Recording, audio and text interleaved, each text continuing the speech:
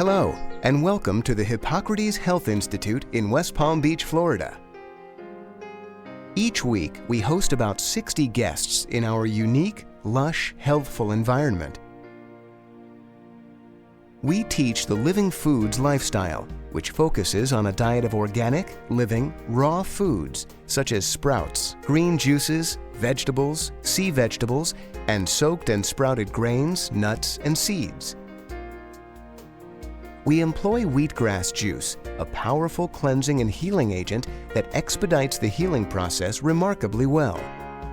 Hippocrates is not only a health center, it is also a health school, showing how live foods and increased oxygen improve on the state of your health.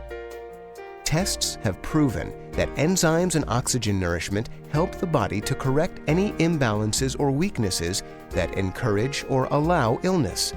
By supplying your system with oxygen and enzymes, we help you rebuild your health. The Institute was started in 1955 by Dr. Ann Wigmore, who healed herself of cancer and shared her wisdom with people who wished to heal naturally. In addition to the Living Foods diet, we focus on all the aspects of a healthy lifestyle. We analyze your blood, and a personalized program will be developed for you. Many problems can be seen through the blood screening process, and specially trained personnel are here at all times to make sure that proper procedures for your health are followed. We also teach you the importance of exercise and rest, the need to heal emotional wounds. Thousands of people have healed themselves by giving their bodies the nutrition needed by every cell and eliminating the toxins that create disease. We know that our immune systems have been designed impeccably. It's just that no one gave us an owner's manual for the proper care and feeding of our amazing human bodies. In this series of programs, you will learn about the inner workings of the body, the importance of detoxing and eliminating, how to best use supplements, how to live practically and healthfully with the combination of the foods we eat. We will answer scores of questions our guests ask about the Living Foods lifestyle. We invite you to join us in person for the 3-week Life Change program we offer at Hippocrates Health Institute. You can reach us at 800-842-2125, also at 561-471-8876, or on the web at www.hippocratesinstitute.org. Welcome to the Hippocrates Lecture on Questions and Answers Part 1 with Brian Clement. In this program, Brian will respond to some of the dozens of questions posed by Hippocrates guests each week. We'll hear about the science behind a living foods diet, stress, and psychological factors. Now, let's join Brian Clement for the 6th lecture of the Hippocrates Health Series, Questions and Answers, Part 1. The Living Food program poses more questions quite often in the early stages than it gives answers. And so now we're going to spend time together answering some of those questions.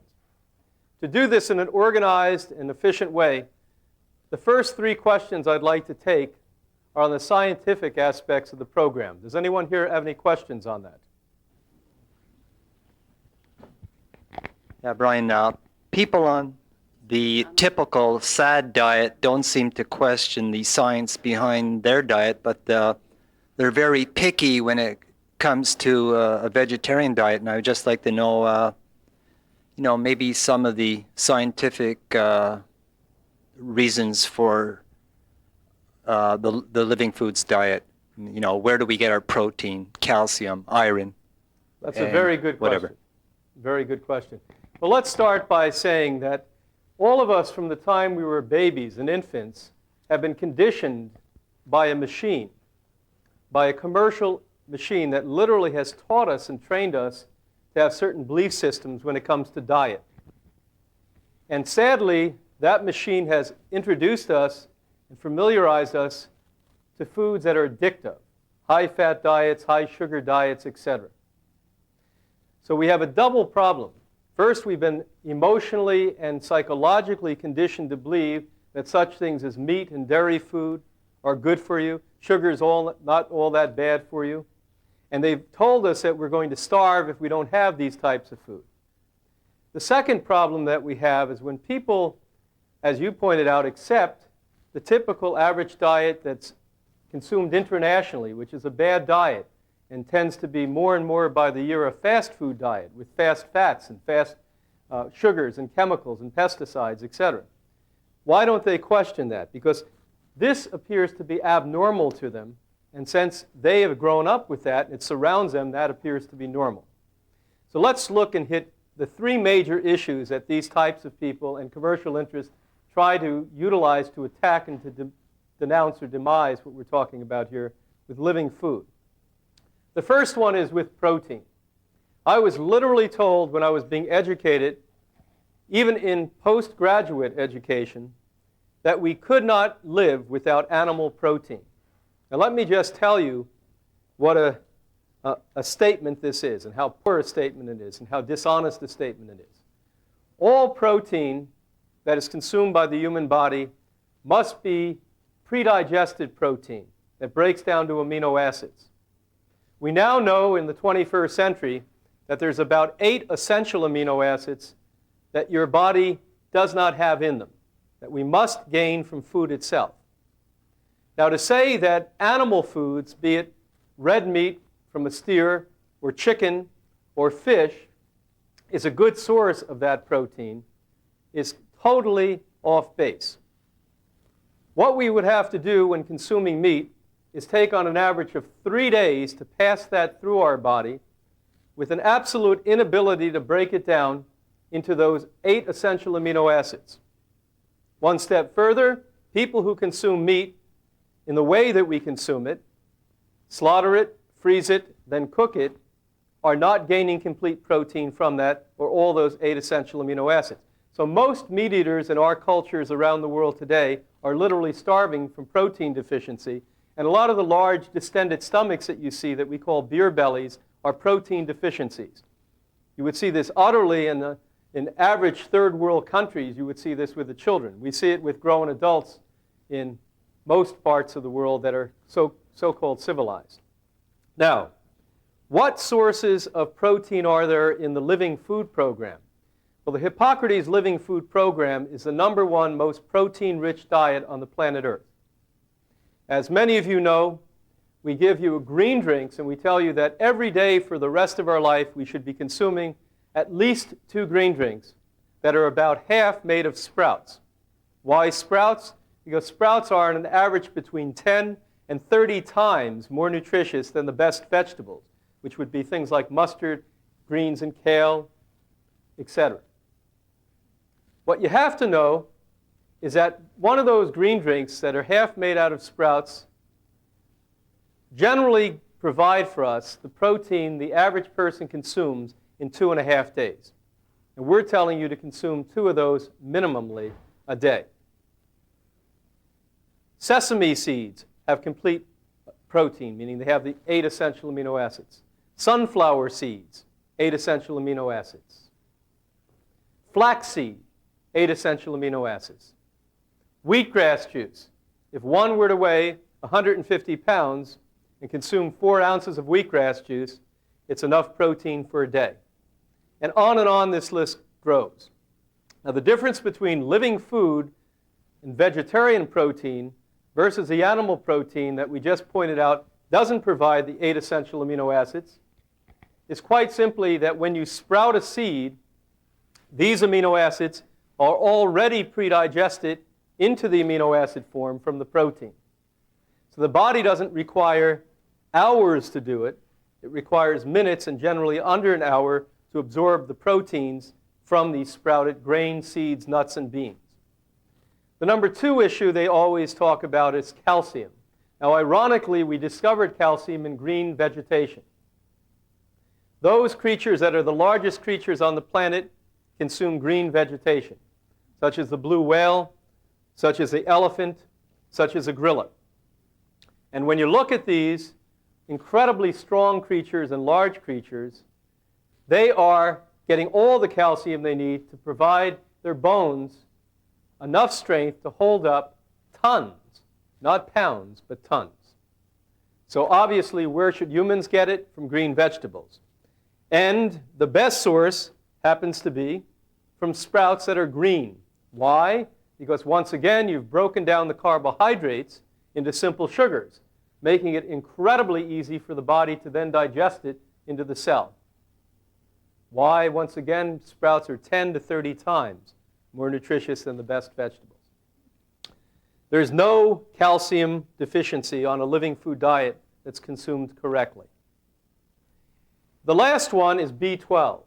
Now, this is a very interesting subject because when the studies have been concluded recently by Dr. Colin Campbell on B12, who is a man who, from the United States, spearheaded the China study, which was the definitive study on human diet, which way back in 1990 told all of us that every man, woman, and child should be consuming a vegan, non-animal food, vegetarian lifestyle.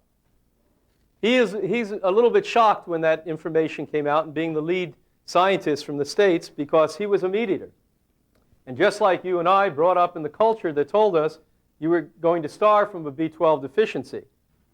Well, he did this study, and he concluded that 3 times more meat eaters have B12 deficiencies than do vegetarians. Why? Because B12 decades ago was incorrectly placed under the B category. It literally is a bacteria that comes from soil. That's why no animal has a problem, because if you look at the beak of a chicken or the cow's teeth, all day long they're down on the grasses and on the feed, taking the bacteria from the soil. So their bodies are filled with B12.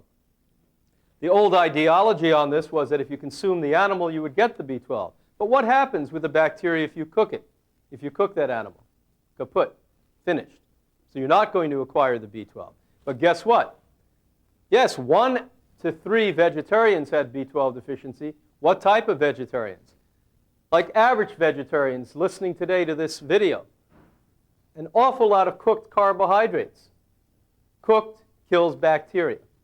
Not raw food eating vegetarians. And the next problem is, even raw food eating vegetarians must be consuming biologically grown, organically grown food, because pesticides, fungicides, and herbicides also take away the bacteria called B12. No living food vegetarian that just consumes a good significant part of their diet as raw food will ever have a B12 deficiency. I, for over 30 years, have been a living food eater and never once had a B12 deficiency, and as of a couple of months ago, had my 61st B12 test taken. So that's the story on B12. The next question on the scientific aspects of the living food program. Can you give me an idea of the relative proportions of the macronutrients on this diet? That's fats, proteins, and carbohydrates. Okay. And on what basis you're going to normalize on, whether on calories or weight or whatever? Well, the question is very, very good. And let's start with the last part of the question, because calories are something that no serious nutritional expert today discussed or even utilize anymore. If you look back at the scale as an example, when people are talking about calories for weight loss, they would tell one to eat white bread because it has less calories than does a banana, as an example. Now, obviously, those of us who understand enzymatic nutrition and understand how important it is to acquire the hormones and the phytonutrients and the enzymes that are within food realize that they are far more important than, in fact, the caloric value, which really has more to do with weight. We would rather now address this as energies in food. The second part of your question is interesting when you ask about the proportions of fat, the proportions of protein. Well, way back in Boston, over 20 years ago, when we were utilizing the MIT laboratories to do some research in it, we found out that a healthy diet generally consists on an average of 5% highly digestible protein, and that's all the essential amino acids, about 90% carbohydrates. And of course, when we say carbohydrates, we're not, once again, talking about breads, pasta, and potatoes. We're talking about on the Hippocrates Living Food Program that everything other than nuts and those things we make from nuts, like almonds, filberts, macadamians, etc., and seeds, such as flaxseed, pumpkin seed, sunflower seed, are carbohydrates. So all vegetables, all fruits, which should always be taken in minimal amounts, even with healthy people, and none for people who are fighting diseases. All grains and all beans germinated are carbohydrates that are not void carbohydrates like the pasta, but nourishing carbohydrates. And fats should be about 5% of the diet. Now, the interesting study that showed this to us goes back about 30 years ago with the Longevity Foundation, which was Nathan Pritikin's offshoot from the Pritikin Center. And it was the definitive study on diet, which was phenomenally interesting because what he showed us is that all oils and all fats were problematic in the body. Of course, living fooders, and even here at Hippocrates, we do put out olive oil to make the bridge for people. But the best oil is no oil, because one will acquire fatty acids from food if you're eating and consuming the right foods. Now let's go into detail on this, because you'll now see how some cancers come, etc., so follow through with this. When you, in fact, look at fats, we knew 35 years ago that if you heat fat, they become carcinogens. They also contribute to plaque on the arteries and in the organs, such as the gallbladder and the liver, which are causative to cancers, diabetes. Pancreatic function is weakened when we consume cooked fats. So even with the average vegetarian diet, where people are taking foods and cooking them, all foods in their raw state have oils in them because the body requires oil to function correctly, requires fat to function correctly. But when cooking that, they all become problematic. When germinating anything again, a nut, seed, grain, or bean, the fats are broken down to what? You got it. And a fatty acid is what your cell can digest. It cannot digest the fat. So when we're doing dark field analysis, when Anna Maria is looking at the blood here microscopically, we can determine how much digestible fat the person has in their body.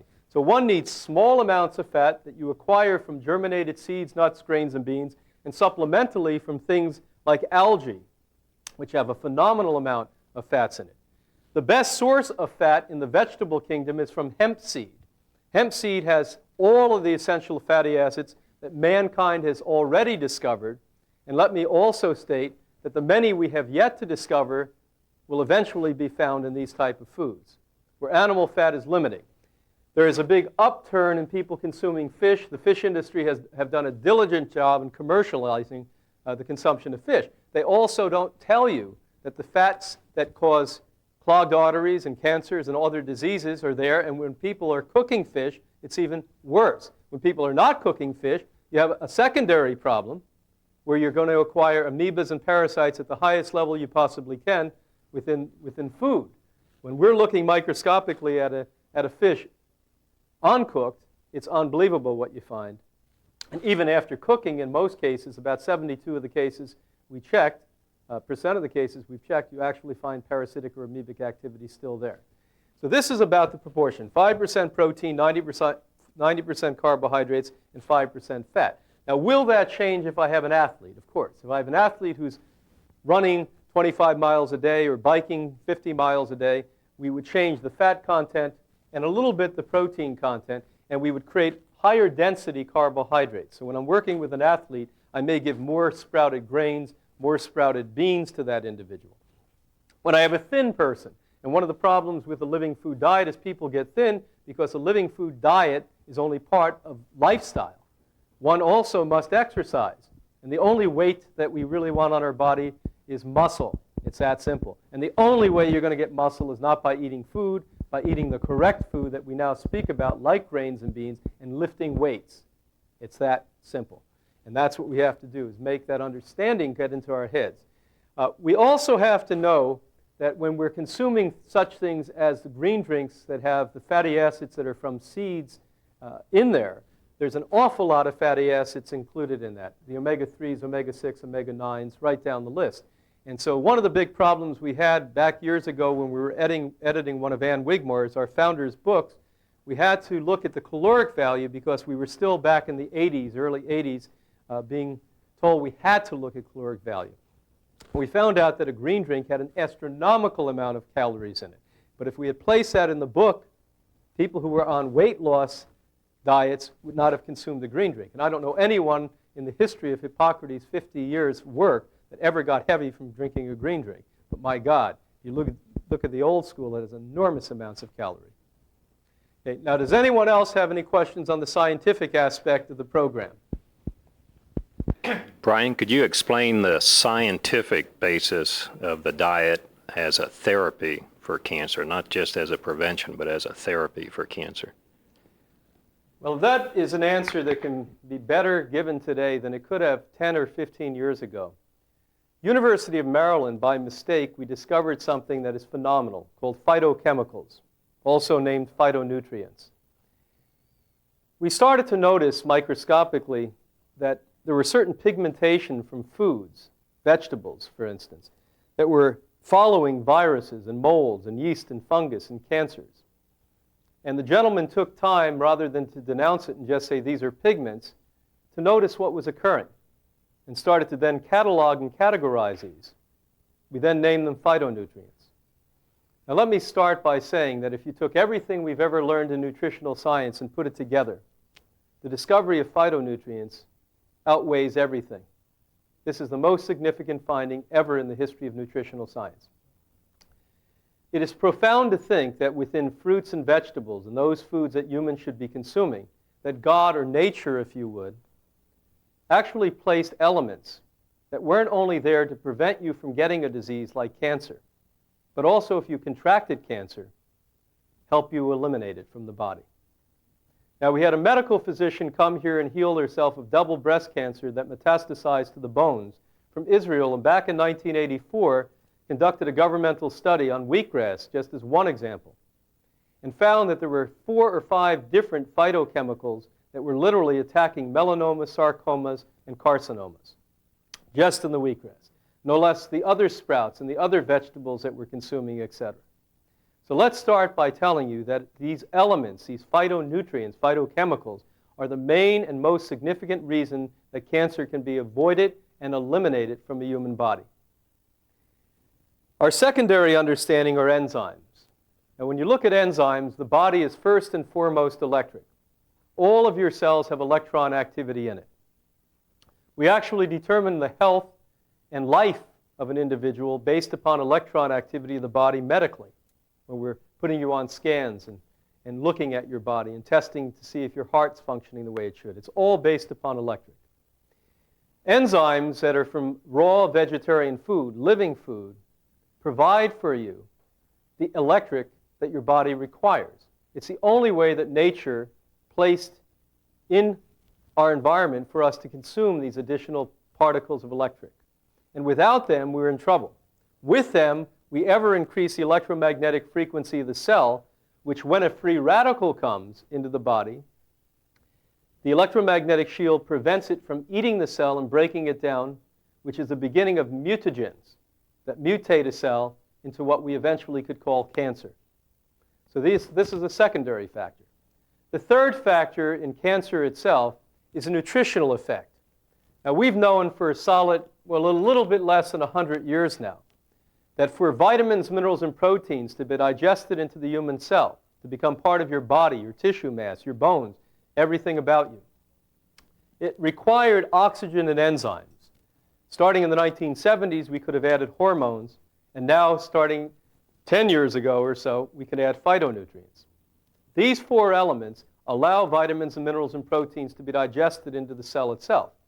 Now, the electromagnetic frequency is one aspect of the cell. The tissue mass part of the cell is determined by the nutrient level that you place in it. The proteins, as an example, the vitamins and the minerals. This gives you the purest amount of digestible protein of any diet that's ever been presented to mankind on the planet since we so-called civilized. Now, at the beginning of man, there was no exception to the ideology and belief that all of us consumed a 100% living food diet. And we must know that because every creature except man and the poor animals we've distorted and distressed still consume a 100% living food diet. And this institute for half a century has placed thousands and thousands and thousands of people on living food diets with the result that many, many thousand have healed cancer. Now we're going to switch the subject to the second part of it, and that's the emotional effect. How that makes you well or makes you sick or allows a disease to heal. So does anyone have a question on the emotional aspect of the Hippocrates program, the living food diet? My question regards implementing a diet of this kind. How does one live within the so-called real world? Well, what I tell the guests when they ask the question, quite simply, is that this is a real world. Where you come from is quite abnormal. Now, if you sort of look at the world that's out there, that everyone's sitting in front of your videos tonight looking at, it's quite abnormal. As an example, we say drugs are bad, but socially accepted is alcohol. The number one killing drug on the planet Earth happens to be alcohol. We say we don't want to be sick, but none of us want to put any effort into being well.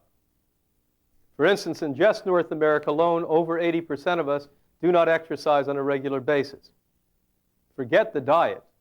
There's approximately less than 2% of the population that consume the correct diet. Attitudes, we don't even want to go into that area. So what one has to do is become so absolutely efficient and committed to focusing in on these types of dietary habits, psychological attitudes, exercise programs, that this becomes normal to you. And from that normality, which you create because of your self-responsibility, you can live in an abnormal world and not be affected by it, not be sucked back into it, and not be seduced by it. So create normality in yourself, and then you'll live in the abnormal world in a real way. Do you have any other questions on the psychological aspect? Yes? Well, this is regarding stress, okay? Hans Selye talked about stress, and it's two different types of stress, distress and eustress. There's that good level of stress that kind of perks us to our maximum accomplishment and achievement, and then there's the distress, which causes the disease. How does the program here at Hippocrates help us to develop more of that healthy stress and also the coping skills? Because it seems to be not so much how much stress we have, but how well we cope with it. That seems to be really a major factor. How does Hippocrates help us in there? And you are right. Stress is an individual process for people. There are two physiological traits or parts of the physiological anatomy of a person that relate to stress. First is the nerve, and second is the hormone. Most of us have greatly reduced the ability of our nerve. The sheathing, if you looked at the average person's sheathing in an autopsy from their nervous system, it is eroded dramatically or even erased in some cases. How do we do that? Well, diet plays a functional role in that part. Coffee, probably, if I were to pick the one deterring factor for neurological sheathing, is number one. It's the biggest culprit of all. That will take that sheathing off, and then what happens is the nerve itself becomes like a live wire. So when now you're reacting to some circumstance that's occurring, you have no protection for the nerve to function in the harmonious and slow, peaceful way that it was meant to do. It starts to react as if you put a nail into a live wire. And you can imagine that. But we can't stop at coffee. The typical diet that most listeners are eating out there today, even vegetarians, highly cooked carbohydrates create acidity in the body. Sodas, or even carbonated mineral waters, create acidity in the body. Needless to say, meat and dairy foods create acidity in the body. Things like tomato sauce create acidity in the body. And if you listen to what I'm saying to you, it's what most people are consuming most of the time. That's the first problem. Secondly, when this acidity permeates the system, and that's literally what it's doing in about 9 out of 10 people, the hormones start to go off. Now, what a hormone is, it's a chemistry that comes from one cell and affects another cell. The birthplace of hormones is a pituitary gland in the center of the brain.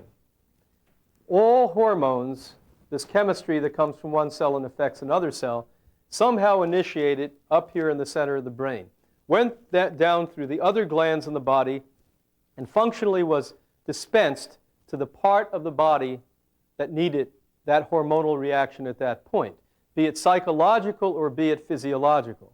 Now, when the pituitary gland is functioning in the way that it ought to, and the neurological system, along with the circulatory system, the meridian system, the electromagnetic field of the body, etc., are all working the way that it ought to, one can handle anatomically stress in a totally different way than one who doesn't have that happening. Again, 9 out of 10 of us do not have that happening at greater or lesser degrees. Some people are like live wires. You drop a paper and they jump out of their skin. We must now complicate this by saying that all of us are under an inordinate amount of stress. None of us in our world today aren't under incredible loads of stress comparative to people 50 or 100 years ago. One of the analyses I use quite often is if I were to take a woman or man from 1899 as an example and place them in my automobile as I drive down the highway tonight at 70 miles an hour, it would be likely that over half of those people would die from cardiovascular arrest. This is something you and I take for granted.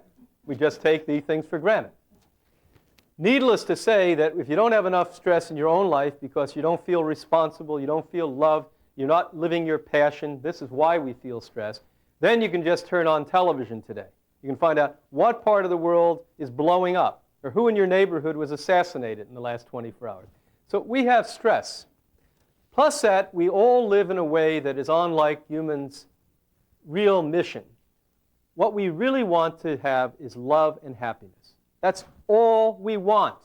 Ultimately, when people come here to Hippocrates, we tell them, if one thing could be achieved, if you have more happiness and you feel more loved, this is what Hippocrates is here to do.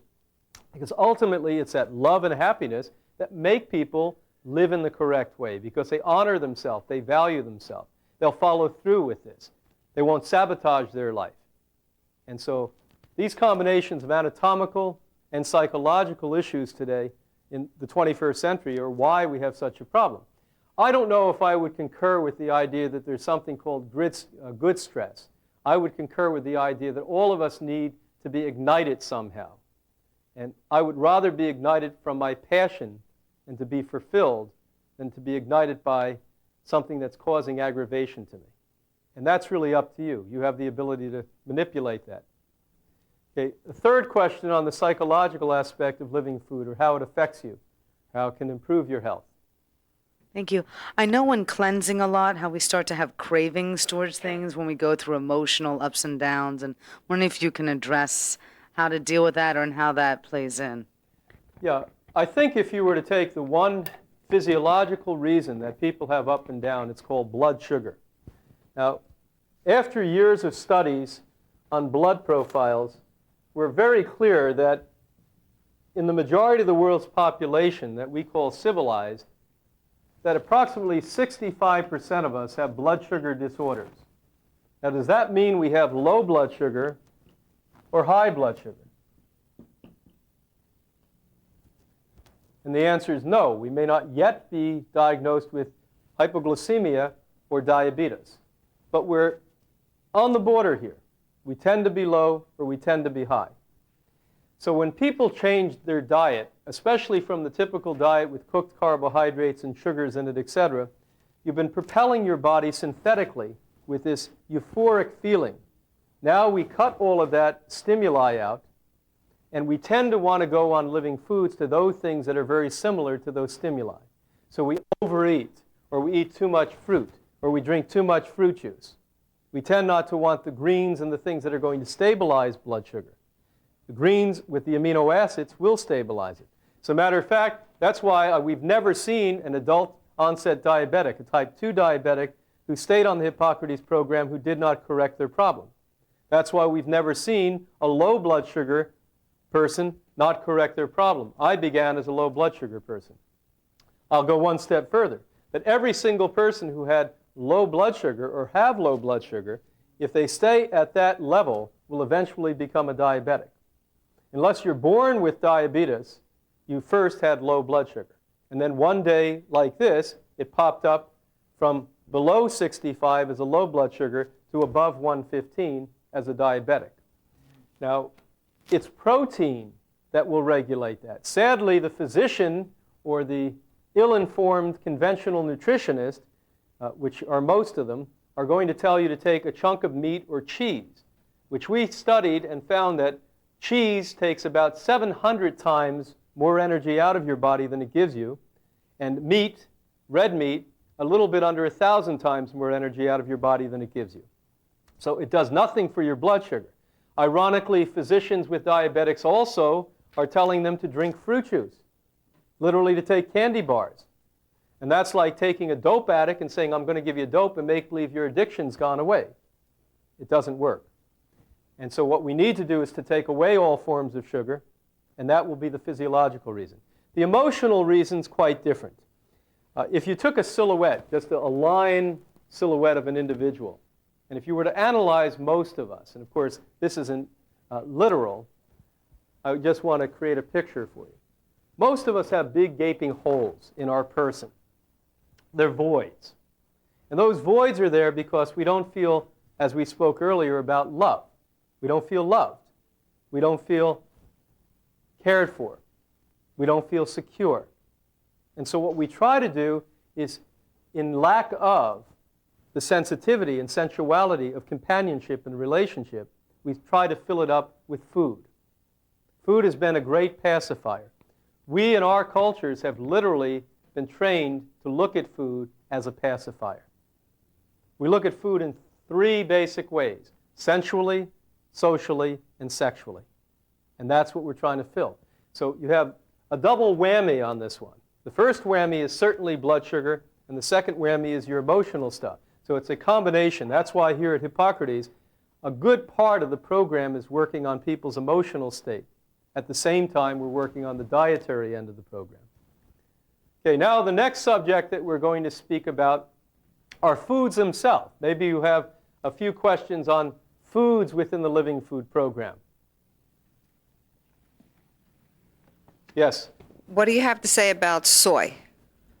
Well, you may notice if you're here at Hippocrates that we don't serve soya. The only soy that you may ever find us suggest would be a fermented soya, like a tempeh. Why? Because if you look at hybridization, that's mixing of, in this case, of beans together. We have documentation 6,500 years ago, that the second great culture, the Chinese, the first great culture being the Africans, started to mix together and hybridize, I should say, these soya. Now, through that mixing and mixing and mixing over the hundreds of years and thousands of years, the molecule structure of the soybean has been mutated and has changed. It's literally become almost like a rock. And those of us who cook beans would know that something like a pinto bean or a fava bean or a navy bean would take 1/3 the time to cook as a soya bean. And it's because of that manipulation and the molecule density problem. Stanford University did a study on allergic reactions with children. In North America and most of Western Europe, 8 out of 10 of our children have ear infections. Now that's a plague as far as I'm concerned. When they studied this, beforehand, I thought I knew the answer. Number 1 is going to be milk. Well, milk came in right there with the top 3. But number 2 was corn. What do you think number 1 was? Soybeans. And where do children get soybeans? Well, again, a fraction of people in Western culture breastfeed their children. What do we do if we don't breastfeed our children for the 2 years required? We feed them formulas. And what are formulas made out of?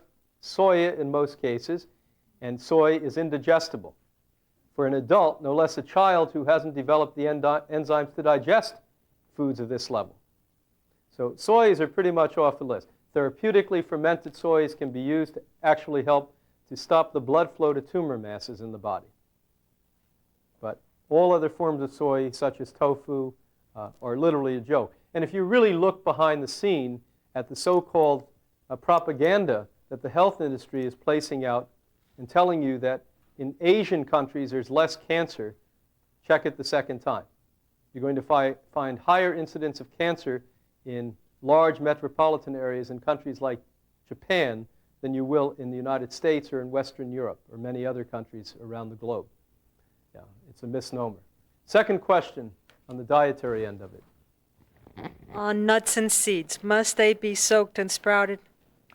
The answer is yes, and I won't just stop at that. Why should they be soaked and sprouted? Now let's take a voyage. This is a really interesting voyage. If you go back to the original Earth, when the Earth was just fresh and young, all seeds that come from plants, all plants have seeds, had a natural, and underline the word natural, pesticide on it.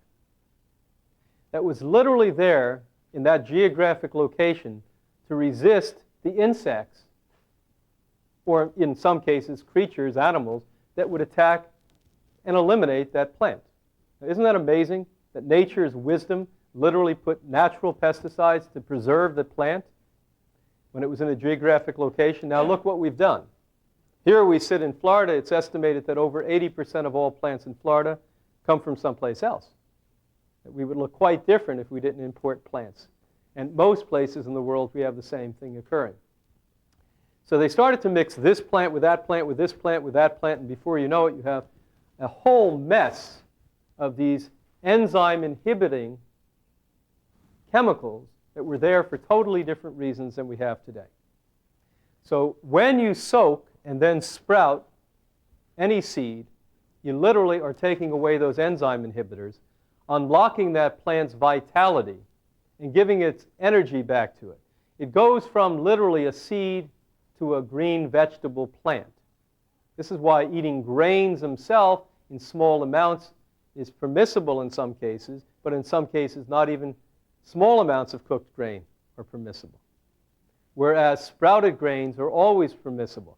Whereas, for instance, allergic reactions to wheat globally are well over half the populations of the world. Whereas you germinate wheat and it's less than 3% of the population. So sprouting is fundamentally important, even if one's going to cook a grain or a bean sprouted first. Third question on the food aspect of this. Would you please give us your comments on aloe vera? Well, we conducted a research study here at Hippocrates about a decade ago on aloe vera, precipitated by one of our guests who healed himself of emphysema and happened to own an aloe vera company. Now, amazingly, he started to make the same claims I had heard numerous times by companies before. Your arm will grow back, your hair will grow back, you'll become vital and youthful. I just sat him down, as I always do with my stock answers, and said, prove it. He was interested enough to say, okay, I'm going to listen. My first challenge to him was he had to go out and spend $1,600 with an independent laboratory to show me that his aloe vera was raw and alive. He did so. The second challenge was I wanted $1,600 to go to a second laboratory and to confirm his studies were right. He did so. The real challenge came when I said it's going to approximately cost $25,000 to $30,000 now to make aloe vera in non-marked bottles and then make flaxseed water in non-marked bottles, so I could do a double-blind study here for 18 months, for a year and a half, which we did.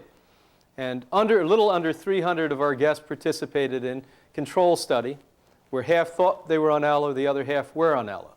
Now, surprisingly enough, when I was conducting this study, I really thought I knew what I'd discover at the end, and I was wrong, utterly wrong in most cases. But the one thing we discovered about aloe vera is that it had an ability to saturate the tissue or the cell of the body. Now, why is that important? We should know that from burn victims. The only thing used worldwide now globally for burn victims happens to be aloe vera. But what happens if the cell is malnourished and it requires vitamins or minerals or proteins or enzymes, whatever it may be, or a phytonutrient? Well, if we can saturate the cell, it will carry in with the aloe vera more of the vitamin, mineral, protein, or whatever element we're trying to get into it. So it builds much stronger cells, which build much stronger tissue, which builds much stronger individuals, much stronger organs, which I will take one step further, which will help to enhance and develop the immune system, which is ultimately how every single person has ever recovered on the Hippocrates lifestyle. It's a strengthening of immunity. Nobody gets well because of sprouts or because of emotions or because of exercise. It's a result of those things boosting the immune system, and the immune system makes you well, period. Another question on this aspect. Why is it in this center that you discourage wheat bread? Well, we found again that in the world's population, well over half the population are allergic to wheat. And that comes from hybridization too, but overuse. If you were to look at the one common food globally, and I don't care where we go and what part of the globe, that most people consume, it's wheat and wheat flour and wheat products. It's everywhere. It permeates our dietary lifestyle. And from that overuse for generations now and hybridization, the body has literally created resistance to it. It activates histamines, for instance, allergic reactions.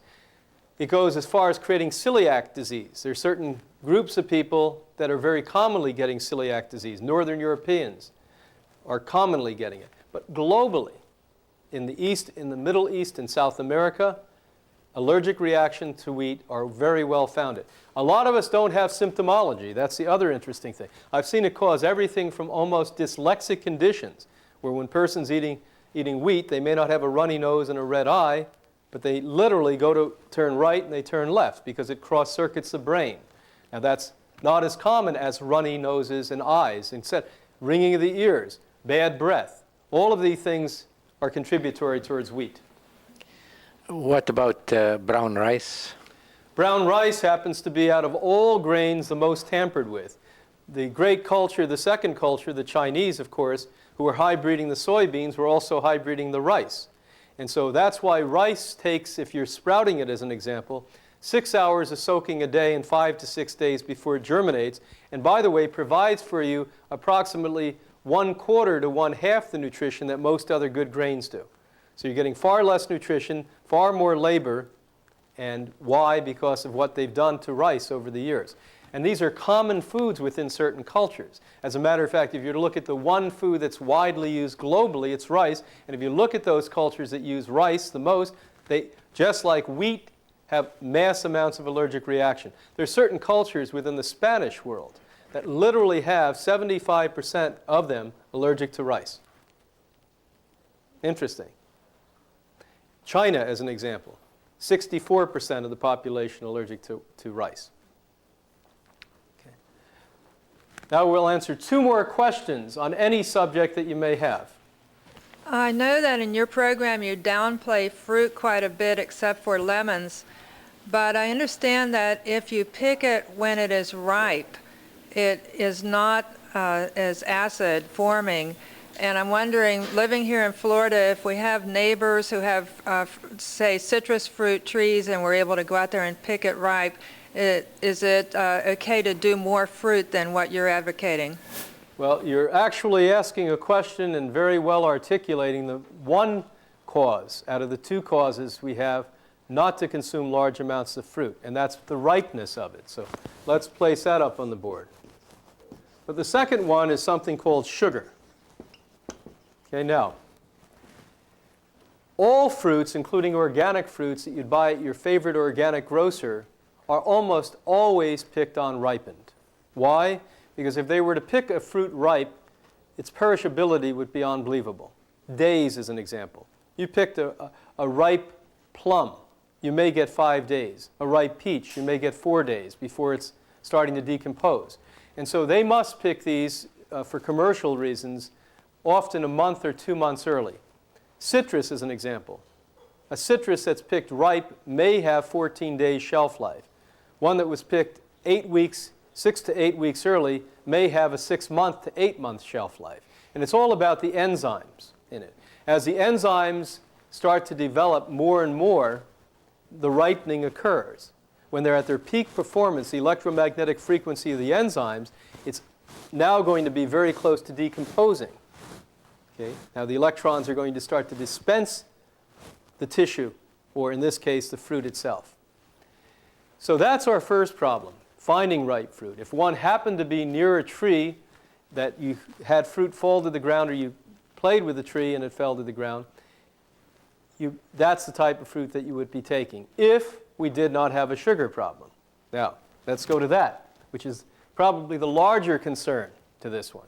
The first concern, if you take on ripened fruit, will rob the body of minerals, proteins, literally just knock the heck out of the gastrointestinal tract and the electrolytes, weaken the individual, etc. Sugar is a major problem. Now, Hippocrates had a learning curve just like most people in the movement of health. The difference is with Hippocrates is that we're willing to look at that learning curve and change. And so if you go back a couple of decades ago, Hippocrates used to dispense fruit at a very liberal level because we believe that the original diet for man was frugivorous. And there was no question it was a perfect food. A fruit would drop from a tree or a bush or a shrub. You'd pick it up and eat it and spit out the seed, and what would come up? Another tree or bush or shrub within a matter of years. What could be more perfect than that? But then man got involved, and salespeople got involved, and shipping got involved. And then we started to move geographically to locations in the world where life wasn't existing in winter, and we couldn't get foods from our earth. So with all of this happening, and then them picking these foods unripened, and you now buying foods, or fruits in this case, your first and foremost interest in fruits is how sweet are they? I've never ever seen an ad at any store or any shop I visited in my entire life that said, good and sour fruit. What does it always say? Vine ripened and sweet. They're never vine ripened and they're never sweet enough for you, even if they're sweet.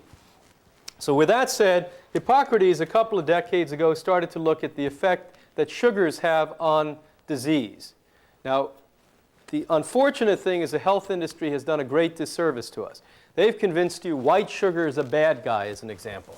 But other things, for instance, like honey, that's a good guy, right? Or maple syrup, that's a good guy. Now, if you just take away the emotionality of all of this and you go into a laboratory and you analyze the sugar content of these elements, I'm going to give them to you now. White sugar analyzed is 100% sugar. Honey is approximately 98% sugar, and the best of the bad guys is maple syrup, whereas they take 50 gallons of maple sap and boil it down, literally boil it down, to 1 gallon of maple syrup, which is 65%. All of these sugars to the human body are the same. And guess what? Fructose, which you not only get in all fruit, you also get in carrots and beets and their juices, the human body thinks of the same exact way as it does glucose. You've been told something different than that. And that all stemmed out of Dr. Steer from Harvard University, who confused this issue for industry starting about 35 to 40 years ago. Now, with that said, when I was studying microscopes at first, and we had petri dishes below the microscope, the one way that we would get molds, fungus, yeast, bacteria, microbes, or cancers to grow is by placing sugar on the plate. And in every case, you would see expeditious development of that microbe or cancer, mutagen. Interesting, isn't it? So what happens when we start to consume sugars, even if it comes from fruit? Well, the same exact thing occurs. So when we took fruit out of the diseased individual's lifestyle, we now estimate that the healing has increased over 3 times faster than when they had the sugar included in it. Now, it's a hard one because it's like taking a lollipop out of the babe's mouth. People say, oh, sure, I can eat living food just like I did at first as long as it's mostly fruit. Because what am I really? Am I a health seeker or a sugar addict? Well, the fact is I'm a sugar addict. That's really what I am. So you can give me 25 mangoes, and 55, oranges, and don't think I'm exaggerating. This is about what I used to eat, and a half a gallon of apple juice up north or citrus juice down here. And that's what we're after. We're not after what's healthy. We're addicts. There's 2 kinds of addicts, recovering addicts and addicts. That's it. All of us are addicts. And sugar is coming from fruit and causing problems the same. Now, does that mean forever you have to ban fruit that's ripe and organic? Well, certainly the answer is no. For healthy individuals, we estimate healthy individuals who are adults, let me preface that about 15% of one's diet by weight can be fruit. So thank you so much for attending, and we're going to go now on to other subjects.